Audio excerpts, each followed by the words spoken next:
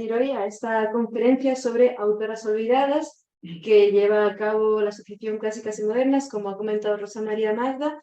Hoy ha venido Elena Hernández Sandoica a hablarnos de Rosario Acuña. Muchísimas gracias. Gracias.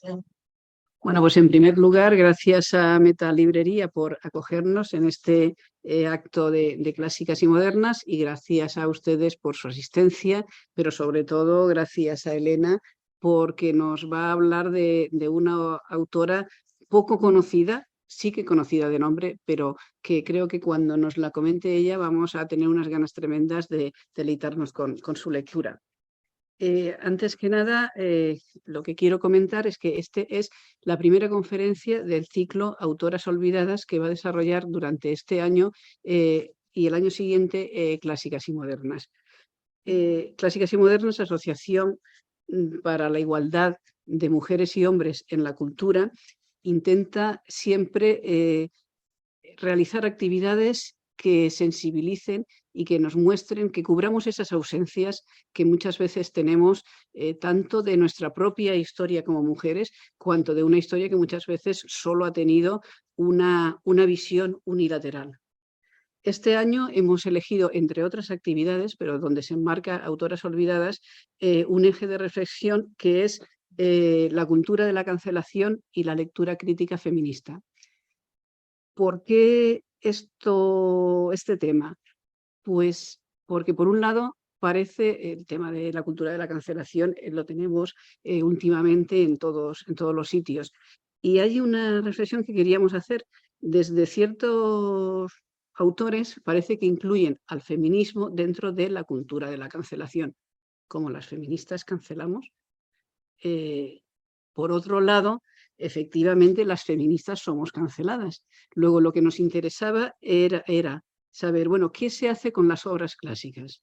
Efectivamente, si nosotros repasamos las obras de la literatura, incluso el cine, habrá montones de aspectos en los que no nos parezca adecuado el tratamiento que se ha hecho, por ejemplo, sobre las mujeres. Vemos comportamientos sexistas, vemos incluso cierta misoginia en algunas obras.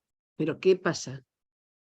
En modo alguno, lo que se pretende de una crítica feminista, una crítica sensible al sexismo, es censurar absolutamente nada de ello. Por lo tanto, lo que se propone es necesario hacer una lectura contextualizadora, una lectura que sitúe precisamente la visión histórica en su momento, pero que nos dé la alarma para que futuros lectores no puedan caer en normalizar eso que a lo mejor pues estás hablando de una obra de hace 2000 años, de hace 2 siglos o más reciente. Podemos ver determinados sesgos sexistas. Por lo tanto, la reflexión de este año era decir, bueno, como mujeres que queremos enfrentarnos a la cultura y que muchas veces nos encontramos históricamente expulsadas de ella, ¿qué tenemos que hacer? Mi especialidad es la filosofía. Entonces, si yo fuera estricta, no podría leer a ningún filósofo, porque Aristóteles me deja fuera como un macho a medio hacer. Nietzsche es totalmente misógino. Kant, por ejemplo, cuando habla de la moral, pues nosotras no accedemos a esa moral ni a lo sublime, sino tenemos así como una cosilla menor, más doméstica. Entonces, ¿qué hacemos con eso? Esa es un poco la pregunta. No vamos a quitar, no vamos a cancelar, porque esa sería una visión totalmente ajena a lo que pretende el feminismo, que es una visión universal que incluya a ambos sexos en una equipotencia y en una igualdad. Por lo tanto, la tarea es inmensa y esa tarea que queremos hacer este año es reflexionar sobre cómo se puede hacer una lectura crítica feminista para recuperar esa historia sin necesidad, sin caer en las trampas que muchas veces el sexismo nos propone, pero en modo alguno sin censurarlo. Esto se realizará dentro de unas jornadas que tendrán lugar el año próximo en la Universidad de Murcia, y mientras tanto hemos ido realizando ya otras labores de sensibilización, porque claro, estamos hablando de la cultura de la cancelación hoy. Sin embargo, las mujeres hemos sido canceladas en cuanto creadoras de cultura a lo largo de toda la historia. Por lo tanto, esta es otra de los ejes que pretendemos desarrollar este año. Esa cancelación, que ha sido simplemente silenciamiento, hay que revertirlo. Por lo tanto, vamos a entresacar algunas de las autoras olvidadas, que quizás solo se conocen de nombre, a otras ni siquiera de nombre, distintas autoras de diversas partes de España.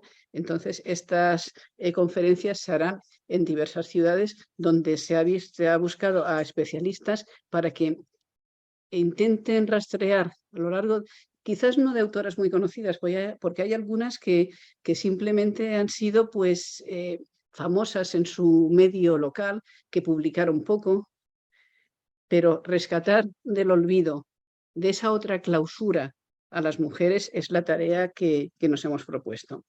No quiero alargarme más, pero vamos, estos son los ejes. Reflexionar sobre cómo sería una lectura crítica, feminista, que evitara la cancelación, pero que recuperara esa historia con una mirada violeta, por así decir. Y ahora vamos a ponernos a trabajar. Recuperemos a todas esas mujeres canceladas por el olvido y por el sesgo que la historia de la cultura ha tomado para valorar y establecer un canon y dejar fuera a otras mujeres.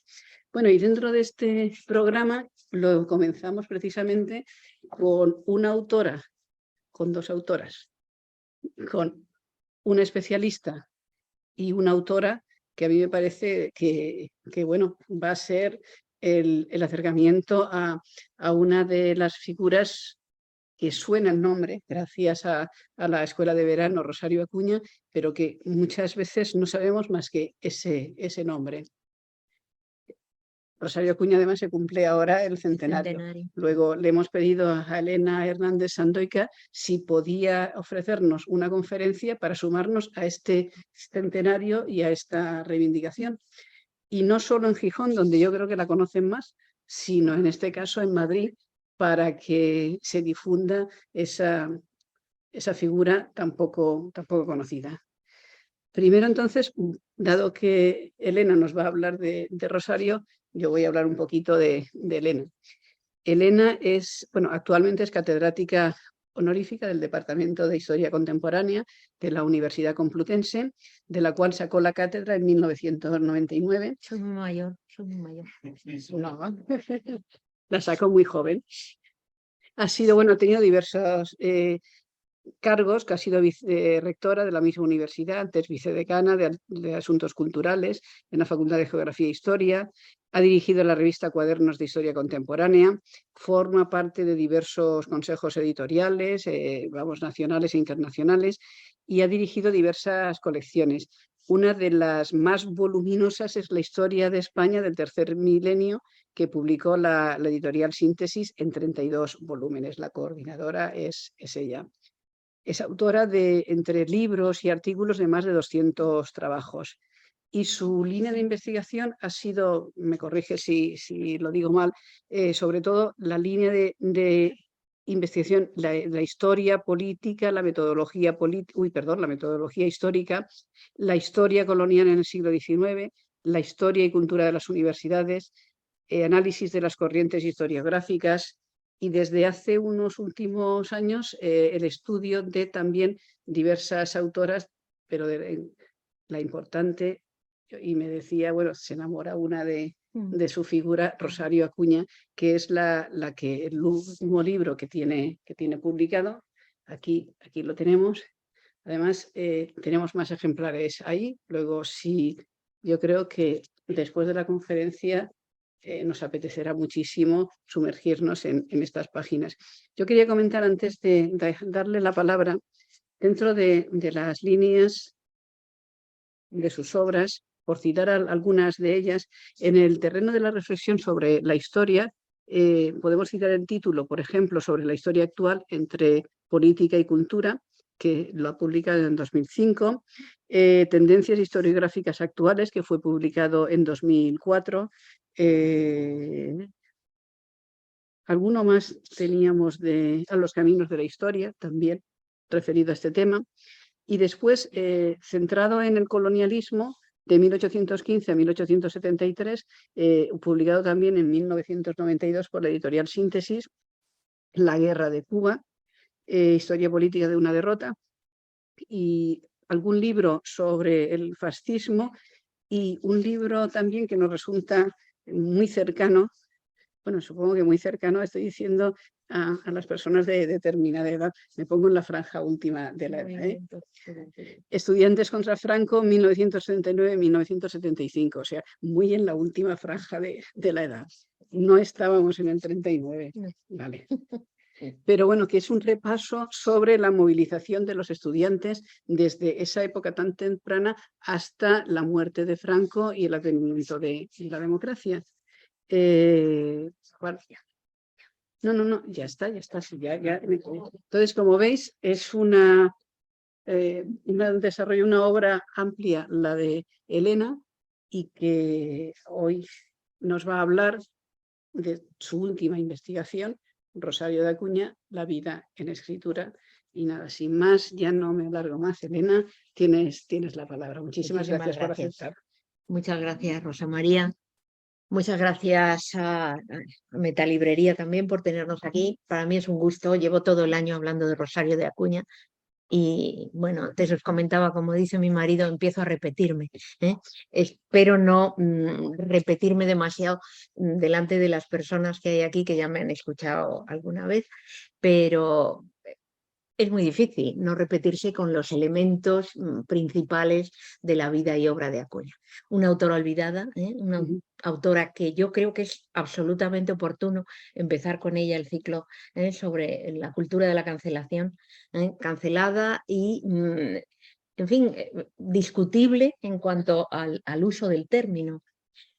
Rosario de Acuña da muchos problemas, no solo a mí, que se me aparece por las noches todavía, sino a cualquiera que quiera definirla en pocas palabras. Rosario de Acuña fue una joven de la burguesía madrileña, nacida en 1850, en un ambiente absolutamente elevado en cuanto a sus relaciones sociales, en cuanto al ambiente cultural. Eran altos funcionarios, sus padres, su madre no, obviamente, pero una mujer culta, educada, etcétera, etcétera, de la que Rosario de Acuña no nos dice casi nada, un buen tema para el análisis desde el feminismo. Rosario de Acuña a su madre la quiso mucho seguramente, pero no era su referente principal. Su referente principal era el padre que en ese ambiente tan cuidado, pertenecían a los círculos del general Serrano, muy cercanos a la monarquía, Isabel II. Esto lo hemos ido sabiendo con el tiempo. En la imagen tópica o clásica de Rosario de Acuña, aquella que se transmite durante mucho tiempo, esto no aparece. Esto ha vuelto a aparecer a base de una correspondencia, o a partir de una correspondencia que se ha encontrado, se dice que por casualidad, en la Hemeroteca Municipal de Madrid, una correspondencia a la familia de Acuña. Bueno, no hay tantos textos de la propia Acuña, aunque hay alguno muy... Es una correspondencia parcial, fragmentaria, que cubre los años de la juventud sobre todo, algún otro texto de su entrada en la masonería, que ahora comentaremos, etcétera, etcétera. Pero en fin, una niña de la burguesía madrileña que nace con un problema, hija única, con un problema de la vista grave, pero que es absolutamente una adicta a la lectura. Aquello que oía en su casa, una casa, ya digo, de un ambiente culto, elevado, lo absorbe perfectamente. Lo absorbe junto al padre, junto a los abuelos, abuelos varones, que todos de alta consideración intelectual y alta, en fin, con mucho autor de teatro alrededor, con mucho político. Esa mezcla de política y cultura que hay en los años 50, en el romanticismo y postromanticismo, la absorbe ella muy bien. De esto ella no nos cuenta nada después. Ella es muy dada luego a la autobiografía, pero sobre todo es dada a la autobiografía cuando es ya muy mayor, cuando está reconstruyendo su vida como un hecho pasado que quiere reelaborar, que quiere, no diré reinventar, pero de alguna manera dejar constancia de lo que ha sido una vida compleja, que, como les voy a decir en pocas palabras, se resumiría así. Nacida en ese ambiente que acabo de describir y que yo reconstruyo ahí mucho más de lo que se había reconstruido o de lo que se sabía hasta aquí, y elaboro una contraimagen de Rosario de Acuña de alguna manera frente a otras imágenes que están en la red, circulan por ahí o se han creído durante un tiempo. Bien, después Rosario de Acuña sufre de alguna manera una evolución de pensamiento y obra. Piensen que hasta aquí hay hasta cartas de Isabel II en esa correspondencia que les digo. Es monárquica, es religiosa, ha escrito textos cercanos a lo que podría ser una chica bien, como otras muchas que escriben literatura desde el conservadurismo, que venden esa literatura en los periódicos, etcétera, etcétera. Otras autoras de su tiempo, que son sus amigas, además, algunas de ellas. Después, Rosario de Acuña, de repente, diríamos, de momento, de repente, luego veremos que seguramente no, empieza a escribir cosas que son muy raras para una chica de su ambiente, para una chica de su nivel o de su clase.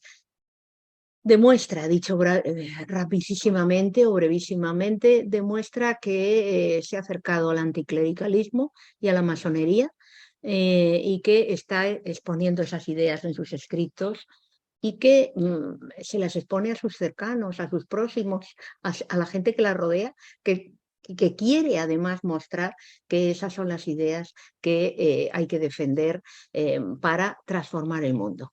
Bueno, la masonería en el siglo XIX es una ideología del progreso, así de claro, básicamente, y no cuenta tanto con los elementos de tipo secreto o con el secretismo que luego la imagen que tenemos de la masonería está muy, muy distorsionada por lo que la masonería ha sido y se ha considerado y se ha condenado en el siglo XX. Pero en el siglo XIX es una ideología mesocrática que en buena medida solo tiene un componente radical, que es el anticlericalismo. Es así de claro. Entonces, se revela anticlerical. ¿Por qué? Podríamos ahondar en esto, si luego conviene. Se revela anticlerical, se revela cercana a la masonería, pero ella no se reconoce como masona todavía. Y todo lo que escribe tiene un carácter fuertemente espiritualista en el sentido de deísta. Ella es deísta. Se ha dicho por otras autoras, sobre todo mujeres que trabajan, amigas y respetabilísimas autoras, con las que comparto textos, por ejemplo, una antología que se acaba de publicar en Dickinson, editada por Solange Hibbs, que presentamos en la Facultad de Geografía e Historia el lunes pasado, el lunes de la semana pasada. Bueno, ella dice que es panteísta. No es panteísta. Esto ya lo he discutido con ella. Es deísta, que es distinto. Dios es la naturaleza y la naturaleza es Dios. Sus textos de juventud son... Y la naturaleza es todo. No es que Dios esté en todo. Es que la naturaleza es Dios. Bueno, esto tiene unas bases filosóficas dieciochescas y más antiguas todavía, que tú conoces mejor que yo. En fin, en cualquier caso, esas ideas del mundo, de la vida, están en el siglo XIX español y se nos han ido borrando muchísimo. No sabemos nada. Cuando enseñamos historia del siglo XIX, se nos olvida contar que estas cosas estaban ahí en la mente de quienes hacen política, por ejemplo, a la vez. Así era Castelar, así pensaba Castelar, por ejemplo, deísta. Bueno, ¿qué quiere decir? Dicho todo brevemente, en este momento, Rosario de Acuña a la gente. Quiere decirle aquello que el dualismo le obliga a decir. Creo en la inmortalidad del alma. La inmortalidad del alma es lo primero, aunque ella duda de vez en cuando, y con la inmortalidad del alma podemos conseguir volver cuando morimos a aquel lugar divino del que venimos, porque nuestra alma nos ha sido insuflada de alguna forma por esa naturaleza divina que no se define de otra manera en su mano, no tiene una definición más precisa. Como no la tienen la mayoría de los librepensadores de las dominicales del libre pensamiento, el periódico básico de la masonería que se difunde desde Madrid y que entra en conflicto con los masones catalanes, que sin embargo son ateos. Todo esto puede parecer un lío así de entrada, pero buena parte de los textos de Acuña, primeros, cuando empieza a combatir desde su entrada en el libre pensamiento, desde su afiliación a las dominicales del libre pensamiento, y después su entrada en la masonería, tienen que ver con esto, están en este punto. Yo no soy atea, dice ella, y se pelea muchísimo por demostrar que la existencia del alma nos llevará de alguna manera hacia el progreso individual, hacia la mejora, etcétera, etcétera, el cultivo del alma. Un montón de cosas que son muy raras, que plantean muchísimos problemas para un lector inopinadamente metido en este lío. Esta mujer, ¿qué dice? ¿Qué cosa? Bueno, me paro un momento y digo, pero si a Rosario de Acuña la conocíamos básicamente como feminista, ¿no? O como avanzada del feminismo. Bueno, hasta que Rosario de Acuña llega a esto, ha pasado mucho tiempo en su vida. Sí, estaríamos hablando ya de una mujer mayor. Pero una mujer mayor del todo, no. A los 30 y pocos años, Rosario de Acuña empieza a hablar de las mujeres. O empieza a hablar para las mujeres. Las dos cosas, de las mujeres y para las mujeres. ¿Cómo lo hace? Hasta ahí teníamos una Rosario de Acuña que a los 25 años ha sido una autora teatral de éxito. Ha triunfado de una manera rotunda con una obra que se llama Rienzi el Tribuno, y que se convierte en un éxito en Madrid, en uno de los principales teatros madrileños, en un éxito muy superior al que estaban teniendo otros autores ya consagrados, varones de su época. El teatro es un género masculino, básicamente, aunque hay alguna mujer, alguna autora también teatral, pero el teatro se dejaba un poquito para los varones. Y Rosario de Acuña, con 25 años, anónimamente presenta aquello y tiene un éxito rotundo. Se le hace salir en el segundo acto allí, se ve que es una mujer, un éxito tremendo, en fin, todo ello muy bonito. Tenemos una Rosario de Acuña convertida en una heroína literaria. Ese aura duró toda su vida. Toda su vida Rosario de Acuña fue reputada una autora literaria de éxito por este Rienzi, que es una obra que en la época está el Rienzi de Wagner, por ejemplo, pero está también la obra literaria que le sirve de base, etcétera, etcétera. Es bueno, pues digamos, un tema de moda, y ella con ese tema de moda se hace famosa. Rienzi el Tribuno se estuvo representando por toda España hasta los últimos años de la vida de Rosario de Acuña, que vive hasta 1923. O sea que 70 años largos, pero 50 años, digamos, son los de la representación de esa obra. Entonces, esa obra queda ahí, aunque a ella luego no le gusta, con el tiempo no le gusta. No le gusta, pero siempre recita versos de esa obra que tienen que ver con el término o el concepto que en la primera mitad de su vida, hasta este momento en el que les digo que pasa a hablar y a escribir para mujeres, sobre todo escribir más que hablar, es central. Ese término, ese concepto es la palabra libertad.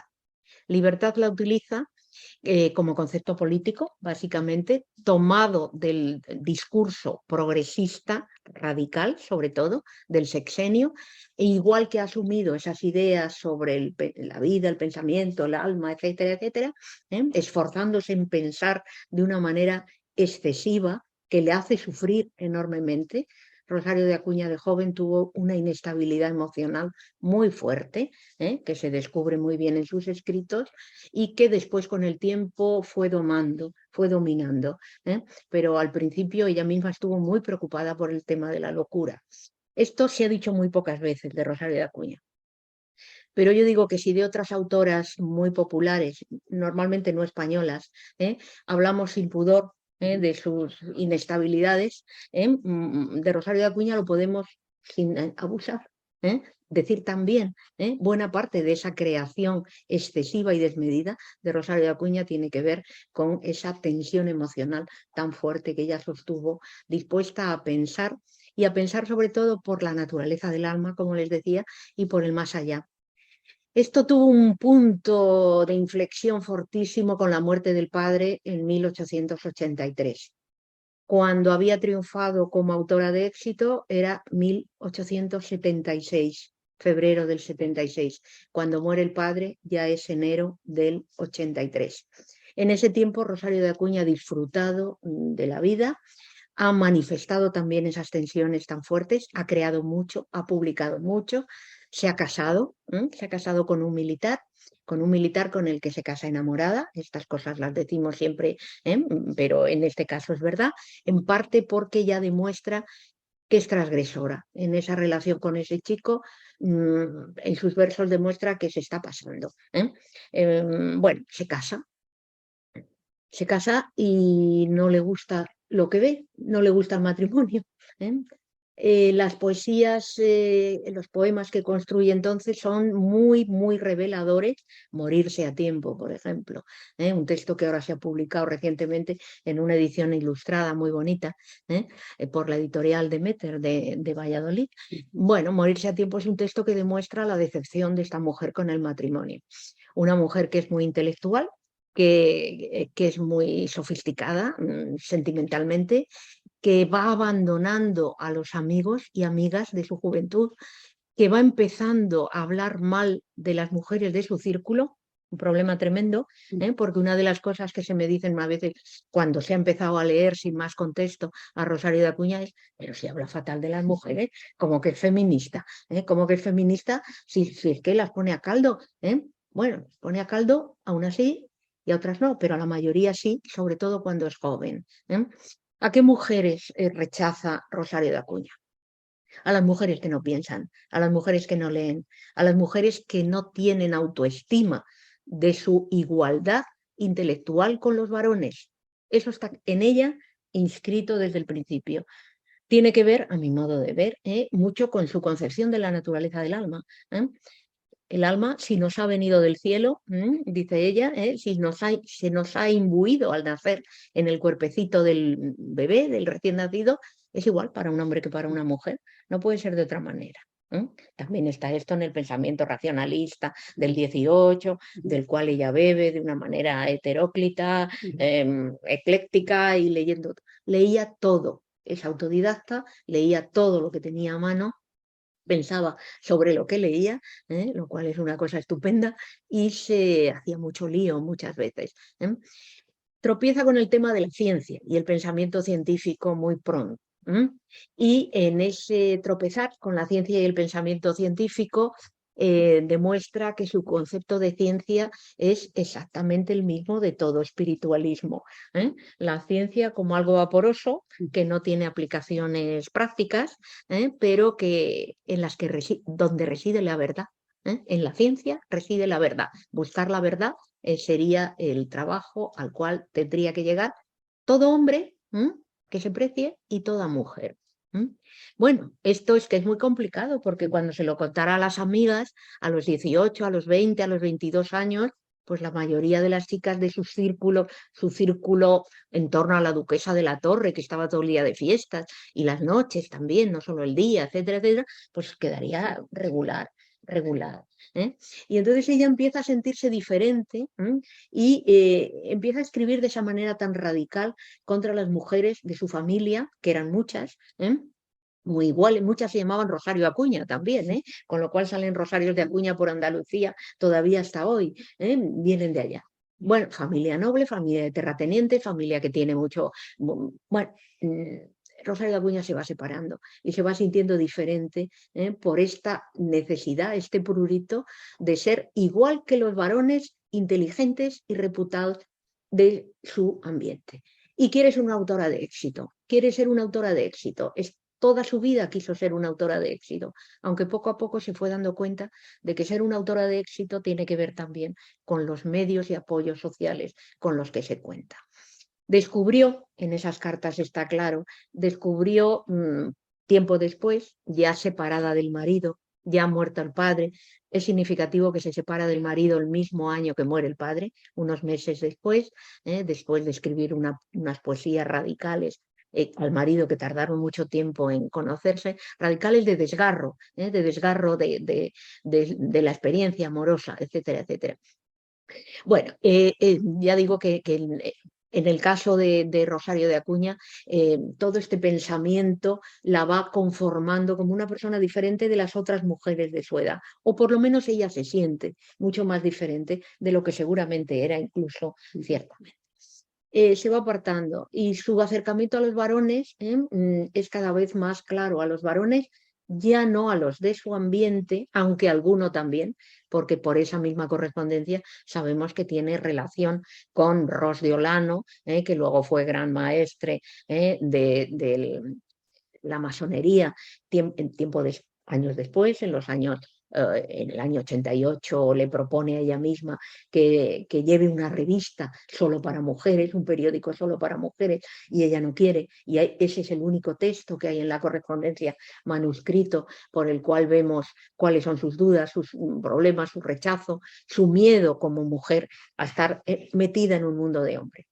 Sabéis que en la masonería la mujer tiene un papel secundario, minoría marginada, dice, dentro de un colectivo marginado, si lo llama Pedro Álvarez Lázaro, que es el principal estudioso inicial de Rosario de Acuña, entre otras mujeres, hace ya muchos años, en los años 80. El asunto es que no quiero enredarme demasiado todavía con este asunto, con este tema, pero el caso es que para elaborar su mapa, digamos, de acercamiento, de relación con las mujeres, de pensamiento feminista, es muy importante tener en cuenta, creo yo, esta relación. Esto he tratado en la biografía de combinarlo, ¿no? O de hacerlo claro a través de un seguimiento cronológico de los textos, de toda la documentación de la que disponemos, de su propia obra, seguirla desde el principio hasta el fin, no saltarme nada. Eso puede resultar moroso, porque hay mucho texto de la propia Acuña incluido ahí, lo establezco un debate con ella, un diálogo al que me responde porque tengo el texto, esto es un truco, claro. Tengo el texto que me va a responder cuando yo le hago la pregunta, pero la cuestión es esa, cómo podemos ir siguiendo detenidamente y no saltando y no buscando textos de Acuña de los años 90 o del siglo XX para justificar la idea que queremos hacernos de la Acuña, que yo digo que sí, fue una mujer feminista, fue una mujer que presenta quizá como ninguna de su tiempo las dificultades de ser mujer en un mundo de hombres, y de sentirse igual en un mundo de hombres, precisamente por este componente intelectual tan arraigado que ella tenía, por este deseo de que sus ideas fueran valoradas igual que las de los varones. Y eso no pasaba. Por mucho que se la admitiera, se acercara, se pudiera considerar siempre el plano era de tolerancia como mucho, hasta que ella se rebelaba, porque es muy rebelde, era muy rebelde, contra la tolerancia, y lo que quería era igualdad, de verdad. Y en ese sentido, o en ese punto, se rompían los papeles. Ella sale de las dominicales del libre pensamiento muy pronto, también sigue manteniendo relación con Chies, uno de los dos directores, pero con Lozano la mantiene mucho peor, o sea, mucho más suave, va rompiendo las relaciones que establece con los hombres que la acogen. No se deja cuidar, digamos, en el sentido de ser subordinada a un colectivo en el que el pensamiento lo pongan los hombres, y en la masonería, en el libre pensamiento, como en el resto de la sociedad de aquel momento, el pensamiento lo ponían los varones. A ella se la había contratado, digamos, en las dominicales del libre pensamiento para escribir sobre la mujer, para atraer mujeres, para dirigirse a las mujeres, que ese era el gran reto de la masonería en 1883, cuando nace las dominicales, 1884, De ahí al 86, que ya entra en la masonería, hay un periodo de 3 años, 2 años y medio, en el que es muy importante esta captura, digamos, o captación de mujeres para mejorar, digamos, la calidad movilizadora del movimiento librepensador. Me explico. Sin mujeres, ¿qué hacía un varón librepensador? Sin mujeres que creyeran lo mismo. Rosario de Acuña lo tenía claro.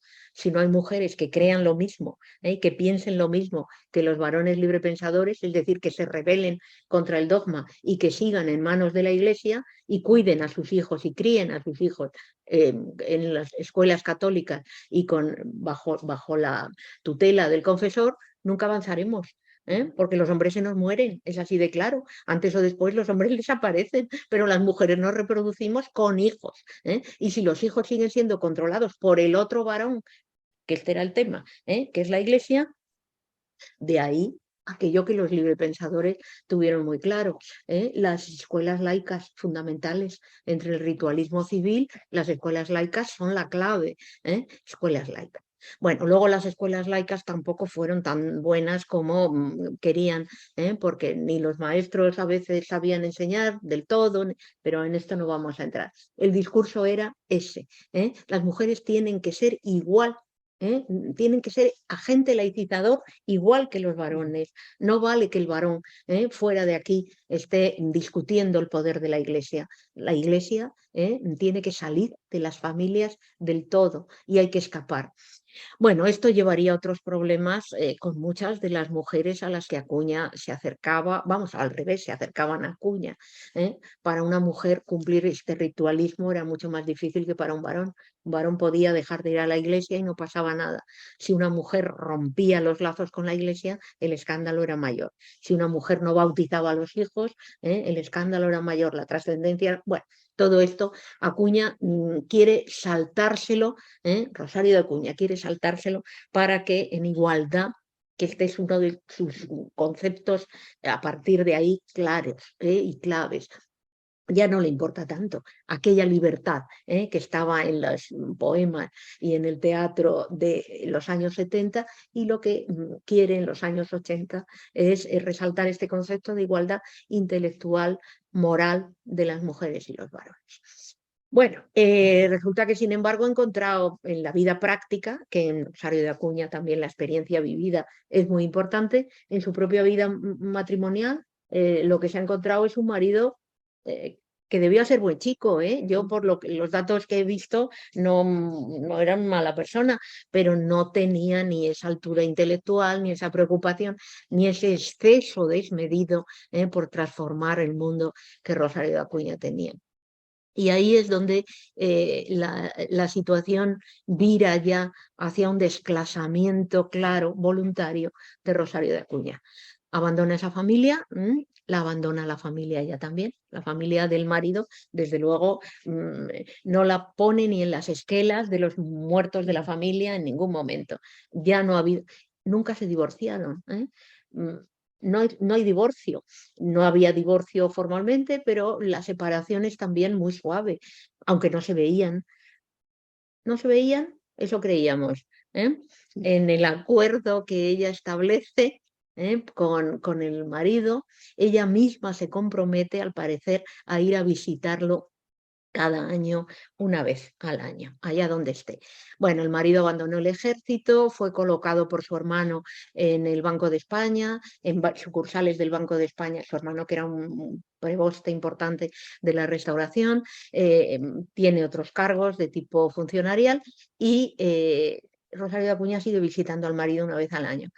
Alicante, cuando ella entra en la Constante Alona, en la logia Constante Alona de Alicante, que es donde ingresa en masonería en el año 86, resulta que había ido muy, muy fácilmente, porque las fechas coinciden, era una de las visitas al marido que ella hacía anualmente.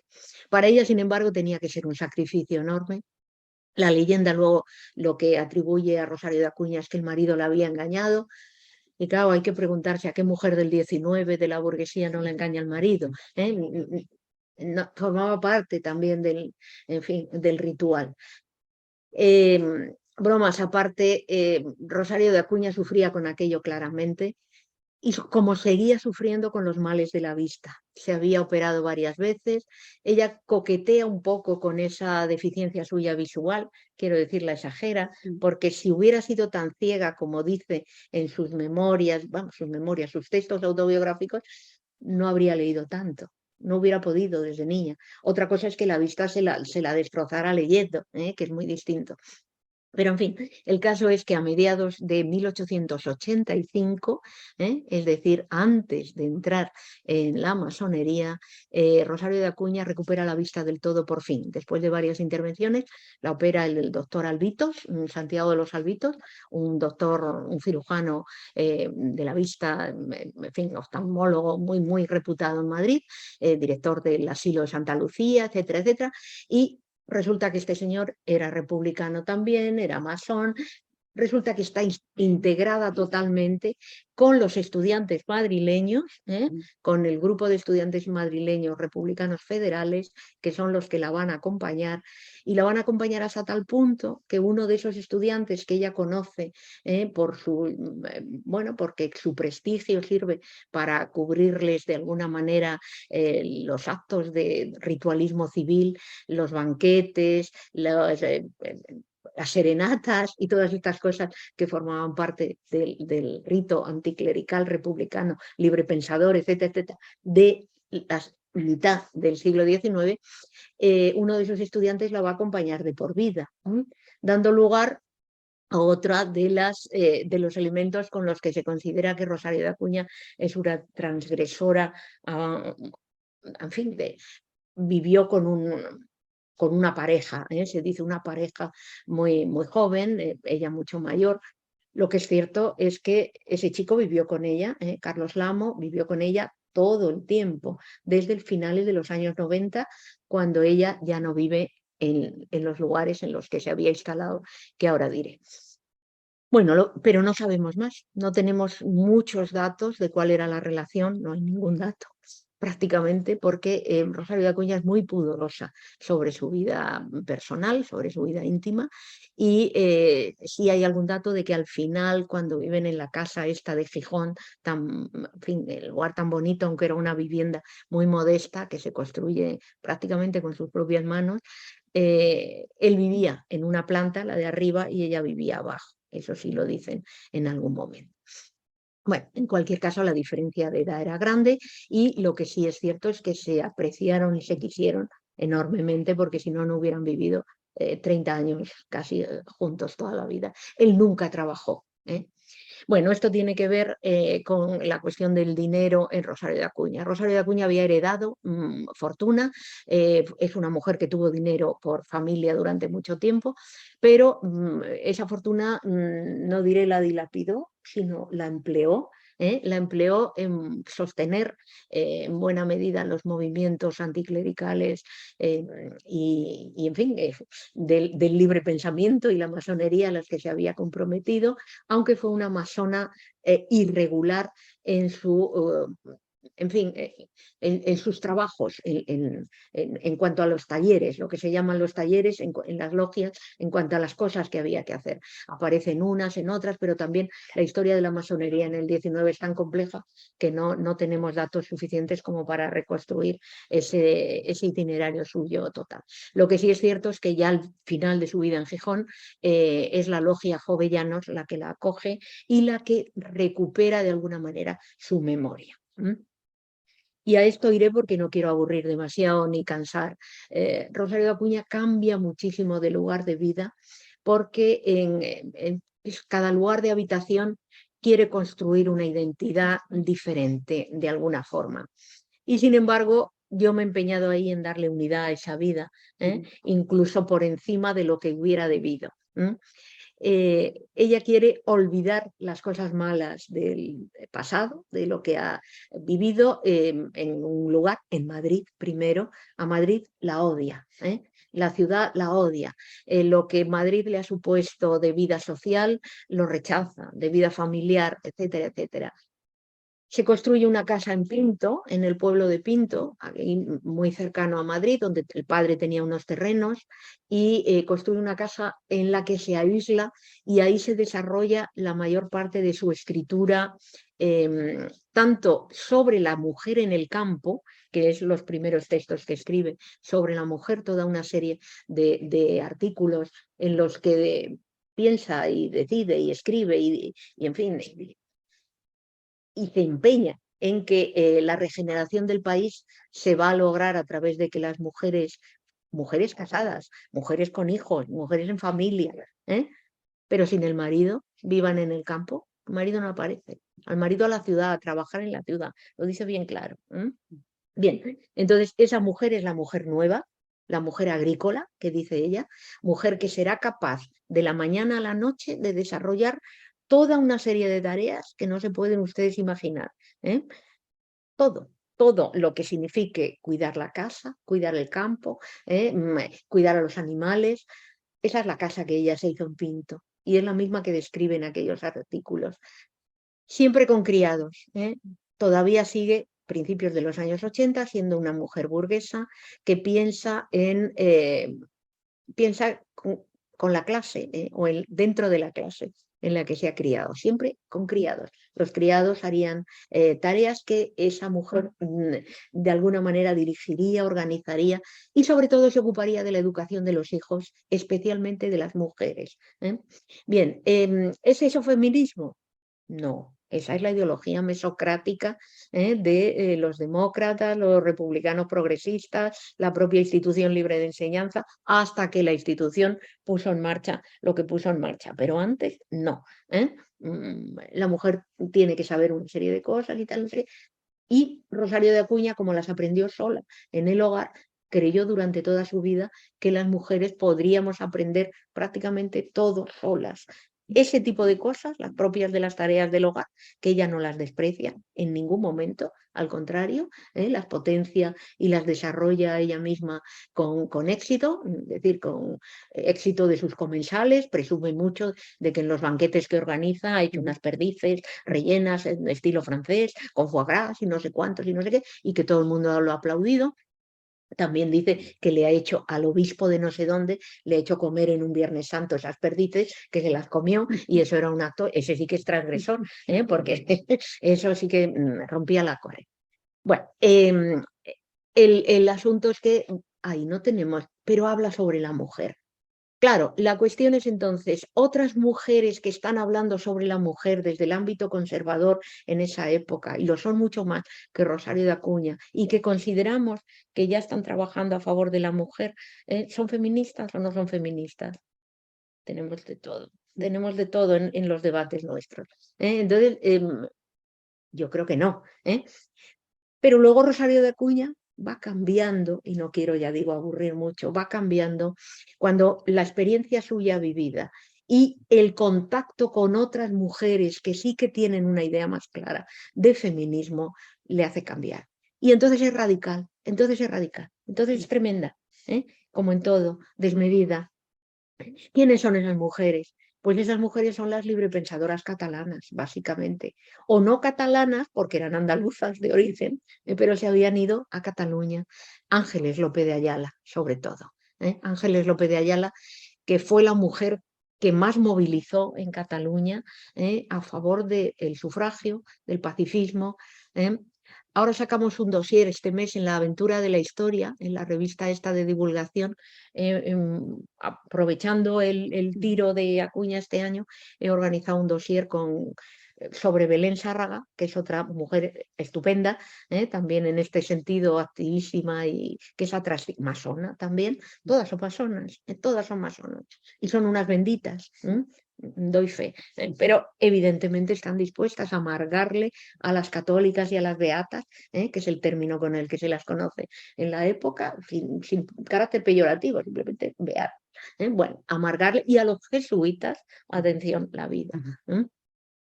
Bueno, el Ángeles López de Ayala, básicamente, y antes Amalia Domingo. Amalia Domingo es una espiritista catalana, bueno, era también andaluza, también era sevillana, pero Amalia Domingo, como como Ángeles, que es más joven. Amalia Domingo era mayor que Rosario de Acuña, había nacido en 1835. Amalia Domingo se prenda de la literatura de Acuña y de la fama de Acuña, ella que ya era, ya digo, una persona conocida y que llevaba un periódico en Cataluña que se llama La Luz del Porvenir y que era un periódico espiritista.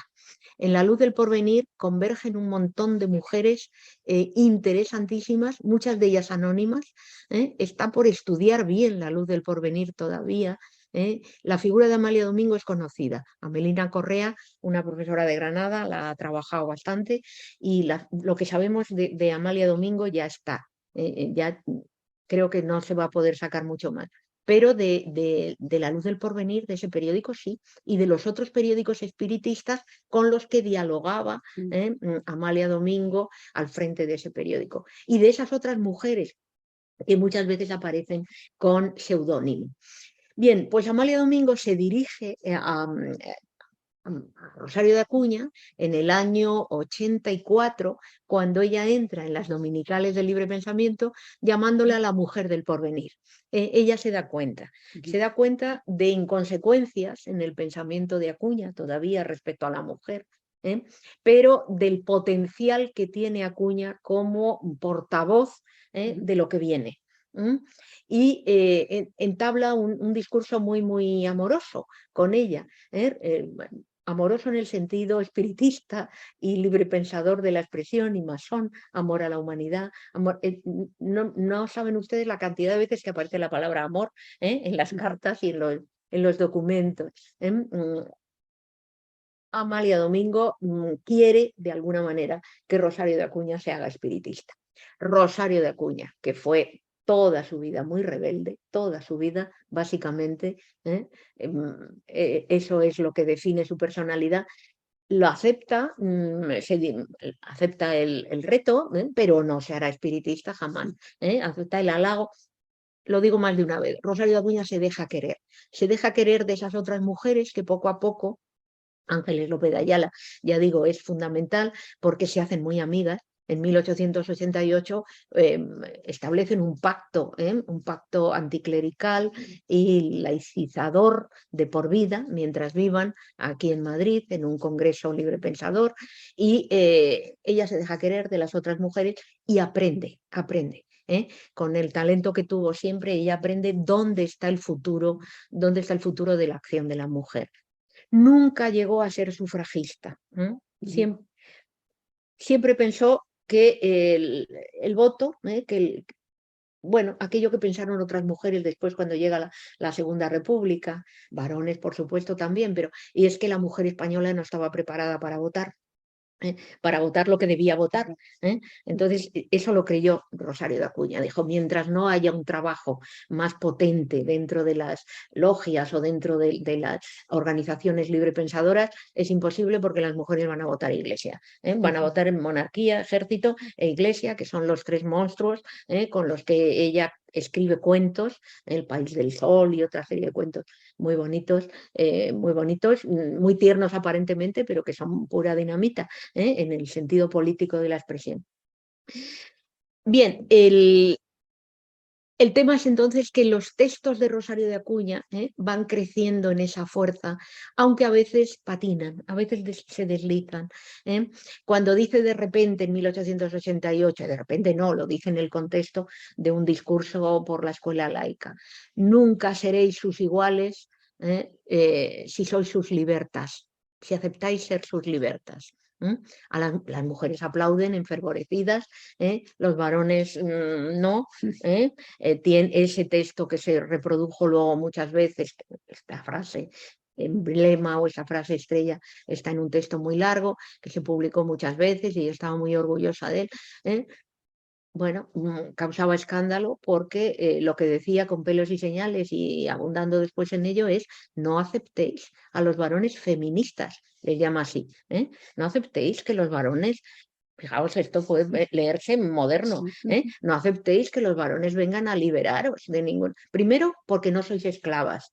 Años atrás había dicho que éramos esclavas, como decían otras, pero primero porque no sois esclavas.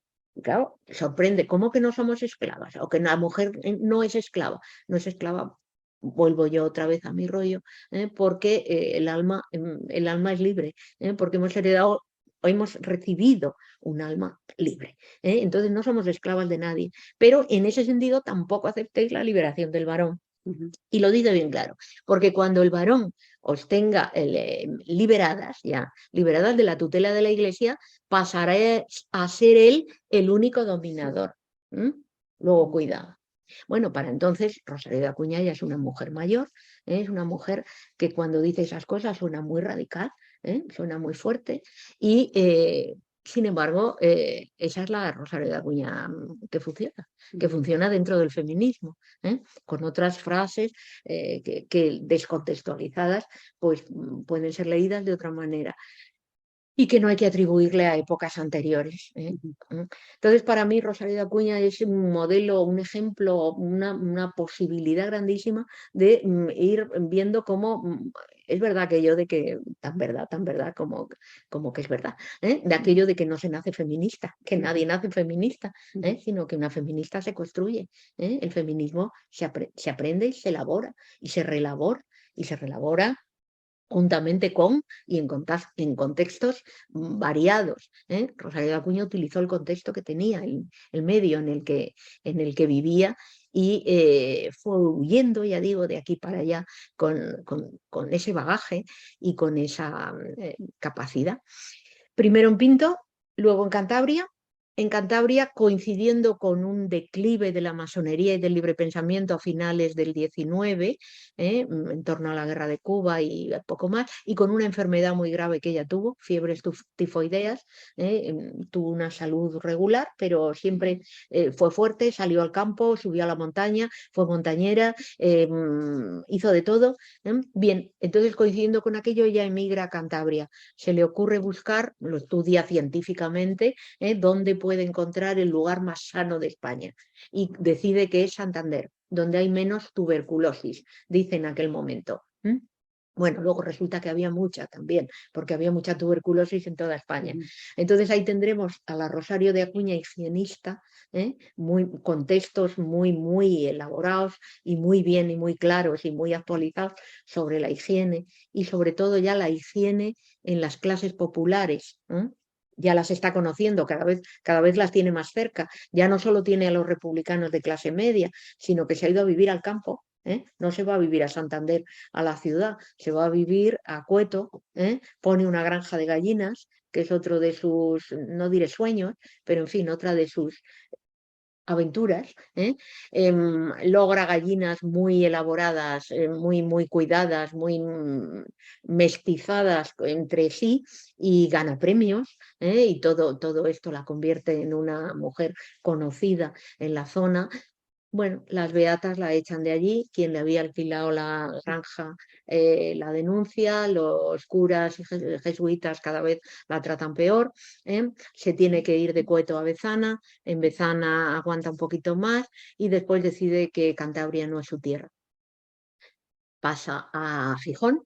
Gijón lo había conocido desde pequeña con un viaje hecho con el padre, allí tenían amigos, etcétera, etcétera. Allí tiene republicanos y masones que están en contacto con ella, le ayudan a buscar un lugar, está durante un tiempo viviendo en una pensión con Carlos Lamo, lleva a Carlos desde que se fue a Cantabria.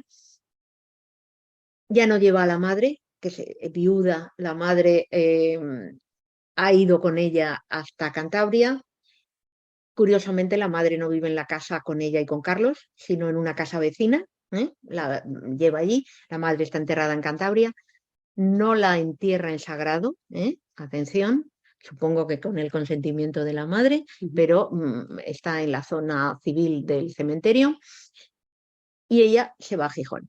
Se va a Gijón con Carlos Lamo. En Gijón ya no hay gallinas, ya el fracaso, que fue muy doloroso, de la granja la acompaña, pero ya no quiere poner granja. Se busca esa casa en la punta del Cervigón, azotada por los vientos y por el mar, el lugar más aislado. Y allí se acerca cada vez más a los trabajadores y a las mujeres jóvenes socialistas, a las juventudes socialistas femeninas, que son las que la apoyan, la acompañan, la ayudan.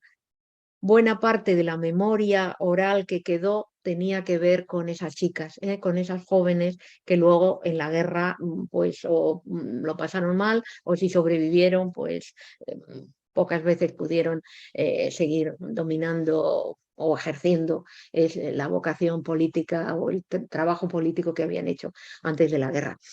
Bueno, la memoria de Acuña se pierde, pero se pierde después de haber sido pasto de la maledicencia y el acoso por parte de sus vecinos, convecinos y todo lo demás. Y hasta de los emigrantes o inmigrantes en Cuba de origen asturiano. Me explico. La relación existente entre Cuba y Asturias, que es muy intensa, ha sido muy intensa durante mucho tiempo y aún sigue viva, en cierto modo. Bueno, en esa relación los periódicos de La Habana, los periódicos hechos por españoles, el Diario de la Marina, sobre todo, publica con frecuencia noticias sobre la bruja que vive en la casa. Esa bruja que por supuesto no va a misa, que por supuesto también, esto que voy a decir, dado con naturalidad, encanta a los niños, que los encanta, les hace encantamientos, a los niños que se atreven al salir de la escuela a pasar por allí. Quien conozca Gijón y dónde está la casa verá que los niños no podían pasar por allí porque es una cuesta enorme hasta que llegan allí. No van los niños, no, irían por la playa de San Lorenzo, pero bien. El caso es que los niños eran convertidos en animales que ya tenía allí, claro, para vivir de ellos, las gallinas, los pavos, los patos. Bueno, entonces todo eso se dice en La Habana, la casa de la bruja, las noticias sobre la bruja son abundantes y Rosario de Acuña muere bueno, en la pobreza absoluta, acompañada por ciertos republicanos, pocos masones ya, pocos, pero todavía afiliada a la logia de jovellanos, y muere no triste, porque es una mujer que a pesar de todas las dificultades que sufrió en la vida, tuvo una capacidad, creo, de disfrutar de lo bueno enorme, enorme, pero totalmente empobrecida. Y la acompañaron pocos, evidentemente, en el entierro, aunque ella quería que no hubiera ido nadie al entierro. La memoria se pierde, decía, la memoria de Rosario de Acuña se pierde casi enseguida. La casa la subasta Carlos Lamo, igual que subasta la biblioteca, todos los bienes. Ella conservó la biblioteca de su padre durante mucho tiempo. Sería estupendo para reconstruir su pensamiento. Yo creo que más que libros, aunque leyó muchos libros, lo que forma su pensamiento son las revistas del sexenio y primera parte de la Restauración, revistas científicas, revistas de divulgación, revistas intelectuales, diríamos, revistas de pensamiento, pero en cualquier caso se pierde la biblioteca donde están los clásicos franceses que también la inspiraron, Flammarion, Michelet, etcétera, etcétera. Se pierde porque eso se vendió a una biblioteca de Gijón y luego se dispersaron en la guerra los textos. No quedó nada prácticamente y no quedó nada de la memoria. Carlos se fue a vivir a otro sitio y Rosario de Acuña desaparece. Reaparece llevado de la mano de Resina Lamo, que es la hermana de Carlos Lamo y que es una socialista importante en el periodo de la República, de la Segunda República. Reapareció de alguna forma recuperada en sus textos más para la educación infantil, los cuentos y tal, como parte de la política educativa de la República. Resina Lamo reedita, y las ediciones son preciosas, con las ilustraciones y los textos, reedita cuentos y relatos de Rosario de Acuña, y Rosario de Acuña entonces es cuando da nombre a alguna calle, a alguna escuela, a algún lugar público, y durante un brevísimo tiempo pues su memoria se recupera. Viene la guerra civil y Rosario de Acuña es condenada por masonería todavía en el año 41, 42, no me acuerdo bien en este momento. Hacía mucho que se había muerto, claro, había muerto en el 23, pero está el expediente suyo en Salamanca, en el archivo de la masonería, condenada por masona. Después, vuelta a empezar. desde 1961 o así, Amaro del Rosal, militante socialista, recupera, tiene en México algunos de los documentos autobiográficos o autógrafos, mejor dicho, perdón, de Acuña y hasta un mechón de pelo que se le cortó cuando estaba ya muerta. Era una práctica muy común durante mucho tiempo. Bueno, eso lo guardaba Amaro, que se lo había dado una de las jóvenes socialistas que más quisieron a Rosario de Acuña. Y esto está en la Fundación Pablo Iglesias, está en Alcalá de Henares, en la Fundación Pablo Iglesias, donde está el fondo Amaro del Rosal, está esa documentación con algún texto autógrafo de Rosario de Acuña, que es de lo poquito que tenemos de ella ya. A partir de ahí se recupera la memoria a través de Gijón, a través del Ateneo gijonés, a través de la prensa gijonesa, etcétera, etcétera. Se empieza a recuperar el hilo de Acuña y se editan sus obras completas por completas no, siempre lo digo mal, reunidas por José Volado ya en el año 2000, después de haber trabajado Volado mucho sobre ella y otros autores, haber hecho textos más cortos y demás. Bueno, es una historia tremenda que de no ser por estas reapariciones periódicas de las cuales este año se ha producido una más, volver a rescatar este año a Rosario de Acuña, pues a mí me complace enormemente porque creo que es el hilo, no soy yo la única que lo ha hecho, hay más cosas, pero es el hilo por el cual podremos reintegrarla al canon literario de alguna forma, porque tiene textos que son estupendos. En otras presentaciones, en otras conversaciones sobre Acuña, gente de literatura me ha dicho, pero si la poesía es preciosa, si es una poesía, yo no tengo tanto calibre, no puedo calibrar, no soy de literatura, pero es verdad que en algún momento digo un soneto precioso y eso me lo ha comentado alguien, dice, sí, te has dado cuenta que es precioso, es un soneto precioso, sí, muy bonito. Tiene una calidad literaria grande, no tanto en el teatro, que lo había editado Carmen Simón y luego se ha estudiado por Cristina Kinstal y otras personas, otra autora francesa, Sylvie Turk-Sinopoulos, etcétera, etcétera. No tanto el teatro, que es un teatro nacionalista en principio, y luego es un teatro anticlerical brutal. El Padre Juan, que es una pieza de 1891, es más duro que Electra, que la Electra de Galdós lo suspendió la autoridad gubernativa al día siguiente de su estreno. La pobre Acuña se había gastado todo el dinero que tenía en ese momento en poner en marcha la obra y ella misma dirigió a los actores, que no eran muy buenos al parecer, con lo cual también no se debió perder gran cosa pero en ese momento, pero el texto es radical enormemente. Bueno, el teatro es ese teatro que queda más viejo, pero la poesía creo que no, y los artículos están llenos de perlas, y perlas feministas, en ese disparo, en ese ejercicio que ella hace constantemente, dándose contra la pared de ir y venir, tratando de descubrir, tratando de ir más allá y dándose cuenta de alguna manera de que ella al fin y al cabo era una mujer nacida en una generación anterior a aquella en la que situamos a las que llamamos feministas, que son mujeres de los años 70, ya nacidas en los 70 en adelante. Cuando pensamos en ellas, tenemos que darnos cuenta de que Rosario de Acuña no podía ser igual. No podía ser igual, ni por orígenes, ni por formación, ni por tiempo. Pero sin embargo está en la vanguardia. Carmen de Burgos dijo, es mi maestra. Las hermanas Carbia, que eran también librepensadoras y tal, maestras eran ellas también. Es que ha sido mi maestra. En fin, han aprendido. Es que fue una mujer muy popular, muy querida entre quienes la apreciaron y muy denostada entre quienes sufrieron su flagelo. Y creo que me he pasado bastante. Pues nada, muchísimas gracias.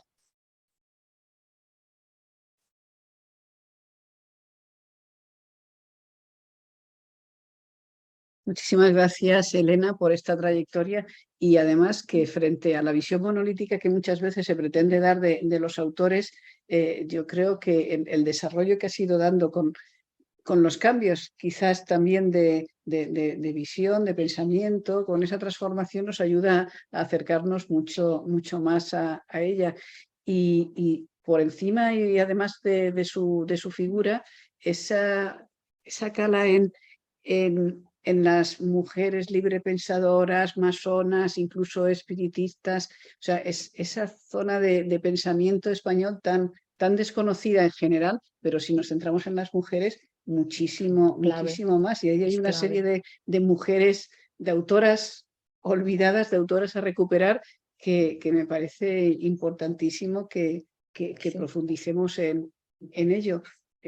Tenemos aún un poco de... Iba a decir que eso, que tenemos 10 minutitos para las preguntas, pero a media tenemos que... Tenéis que cerrar. Sí. Sí. Entonces, sí, Hay el vicio de no mirar el... No, da igual, porque ha sido genial, de verdad. No solo conocer a Rosario Acuña, que por cierto, como esto queda grabado, aquí tenéis el libro, ahí tenéis el libro, Elena Hernández Sandoika, Rosario de Acuña, La vida en escritura. Para todo lo que se nos ha quedado en el tintero, aquí yo creo que lo podemos reencontrar. Bueno, ¿alguna pregunta? Porque ya veis que nos tenemos que ir. Sí. Sí. Bueno, agradecer a Elena en relación a lo que comentaba sobre cómo se pierde su memoria. Y conecto con el título de vuestro ciclo, ¿no? Para su vida. Es que esa memoria se pierde en su propia familia. Yo me llamo María José de Acuña. Y bueno, yo he recuperado a esta persona en el centro hace poco, gracias a Macrino. Macrino, que he buscado mucho, sí. Y nada, bueno, quería comentarte esto y presentarme. Encantada. Porque no pude ir a la presentación que hiciste en Machala en mayo. Y nada, pues gracias. Pues como me alegra, porque sí, yo sé que hay muchas, ya ves que lo he dicho, claro, que hay muchas personas todavía y que Macrino contactó con algunas. Macrino hace una labor enorme desde la web de divulgación de la figura de Rosario de Acuña. Sí, él lo dice, no sé si te menciona exactamente o sí, pero sí, bueno, sí, pero hay que agradecerlo siempre, o sea que seguro que sí. Nadie, no, porque se borró, fue radical lo que es que se rompe totalmente Sí, bueno, pues mira, es que no. es una familia muy tradicional. Conservadora. Es también demostrado totalmente. Estoy segura. Creo que incluso nos han protegido de la memoria, de la figura. Yo sé de ella a partir del reportaje que hizo Teresa Álvarez, creo que es. Sí, en la tele, sí. A partir de ese sí. Yo, y ya era sí. Pues me alegra mucho conocerte. Estupendo. Pues era estupenda, ¿eh? Era estupenda. Rosario de Acuña. Pero yo lo entiendo, vamos a ver, lo entiendo. Quiero decir, en una familia tradicional, aquello era una bomba. Una bomba de relojería.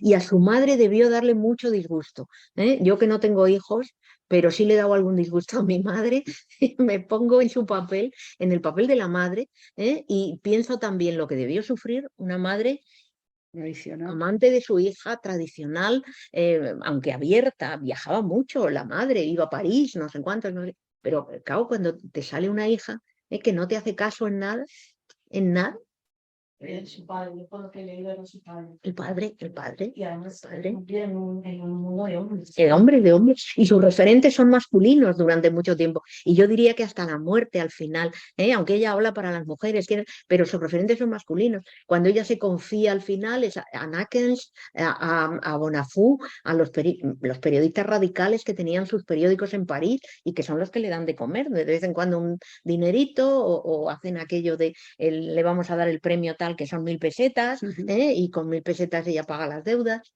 y entonces todo eso, pero ella era muy terca, estupendamente terca, pero claro, eso en una familia, pues es así que la miramos con cariño, con pasión y con pasión, es decir, con pasión y con todo. Me alegra, pues nada, cualquier cosa que quieras, Aquí están. Me ha interesado las cartas estas. Las cartas están, vamos a ver, las cartas las digitalizamos o se digitalizaron primero porque Macrino pidió unas cuantas, luego pedí yo y luego han pedido los amigos de Pinto, que son importantísimos también en la difusión de Acuña, quiero dejarlo claro. Antonio García Menéndez y hemos tenido en la facultad ahora la exposición que estuvo en Pinto y ahora va a ir a, vamos a ver, la biblioteca de Fuencarral, ¿cómo se llama? Rafael Alberti. La Rafael Alberti va a ir a la exposición que montó Macrino, que montó Antonio García Menéndez en Pinto este año, celebrando o rememorando con un ciclo de conferencias también. Y Antonio da una conferencia en Pinto, en la Casa de la Cadena, pasado mañana o así, el día 27. Le encantaría conocerte. ¿Y lo de Gijón tiene que ver con eso? La exposición que hubo en Gijón. Es otra. La exposición de Gijón se hizo con algunos de los fondos que dejó Volado. José Volado dejó un fondo de recopilación de artículos y demás, y trabajos y libros y demás, que desgraciadamente está sin inventariar del todo, que yo sepa, porque salió un concurso que ha quedado 2 veces desierto. Confiemos en que vuelva a salir el concurso, se ponga el archivo Volado Acuña a disposición de los investigadores, pero no hay nada original ahí. No hay cosas que no... Lo único original es esto. Entonces, lo mismo, ahora que te veo, ¿alguien de tu familia tiene más cartas? ¿No? No. Pero ¿cómo va a tener cartas si no la conocemos? Claro. Pues nada. Los que podían tener algo es igual no. Claro. Mi padre y mi tatarabuelo eran hermanos. Fíjate. Ese es el parentesco. Muy bien. Pero claro, hay mucha... Nada, hay un abismo ahí. Pues me parece que no tenemos más tiempo. Además, lo cerramos con la sorpresa de tener una descendiente de Rosario Acuña entre nosotros y sobre todo desde Clásicas y Modernas con la satisfacción de haber tenido la inauguración de este ciclo de autoras olvidadas con Elena, que has dado una conferencia que nos ha incitado a conocer mucho más a Rosario. Tenéis que leerla directamente, hay a los 5 volúmenes. Bueno, en principio yo digo que tenemos que empezar por ahí. Empezar por el libro de Elena y desde luego muchísimas gracias, Elena, muchísimas gracias a todos, muchísimas gracias a la universidad.